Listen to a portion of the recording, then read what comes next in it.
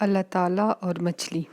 ایک دفعہ کا ذکر ہے کہ ایک گاؤں میں دو پڑوسی رہتے تھے۔ ایک کا نام جمال تھا اور دوسرے پڑوسی کا نام راضی تھا۔ دونوں ایک ساتھ مل کر رہتے تھے۔ جو راضی تھا وہ ہر وقت کہتا تھا کہ میرا اللہ تعالیٰ ہر دعا قبول کرتا ہے، میں جو بھی اللہ تعالیٰ سے مانگتا ہوں وہ مجھے ملتا ہے۔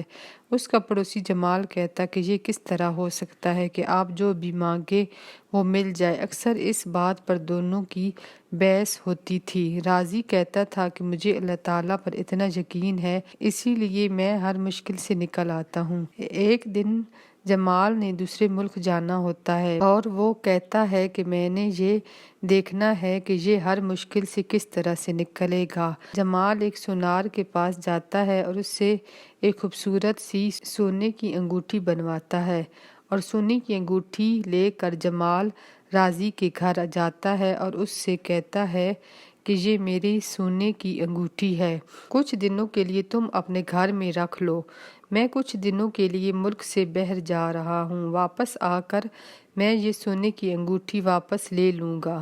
راضی وہ انگوٹھی الماری میں رکھتا ہے، جمال دیکھ رہا ہوتا ہے۔ پھر رات کو جمال راضی اور اس کی بیوی کو کھانے کی دعوت دیتا ہے۔ جب راضی اور اس کی بیوی ان کے گھر آتے ہیں تو جمال راضی کے گھر جا کر سونے کی انگوٹھی کو وہاں سے اٹھا لیتا ہے۔ پھر جمال سمندری جہاز سے دوسرے ملک جا رہا تھا تو اس نے سونے کی انگوٹھی سمندر میں پھینک دی اور کہا کہ میں دیکھتا ہوں کہ اب اللہ تعالیٰ اس کی کس طرح سے مدد کرتا ہے۔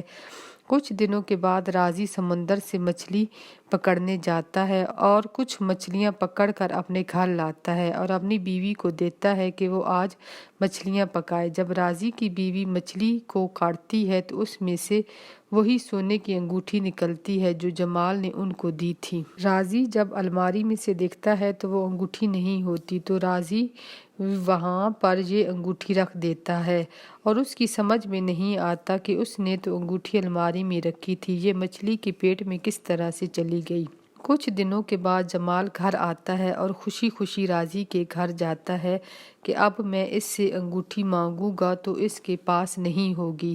جمال راضی سے کہتا ہے کہ میری انگوٹھی لا دو، تو راضی جاتا ہے اور الماری سے وہی انگوٹھی لے کر آتا ہے اور کہتا ہے کہ مجھے اس انگوٹھی کی سمجھ نہیں آتی، میں نے اس کو الماری میں رکھا تھا لیکن یہ مجھے مچھلی کے پیٹ سے ملی ہے۔ یہ سونے کی انگوٹھی دیکھ کر اور راضی کی بات سن کر جمال حیران ہو گیا اور جمال اللہ تعالیٰ کی مدد دیکھ کر رونے لگا اور راضی سے کہتا ہے کہ مجھے معاف کر دو اور سارا واقعہ سناتا ہے اور پھر اس کو اللہ تعالیٰ کی مدد پر یقین ہو جاتا ہے۔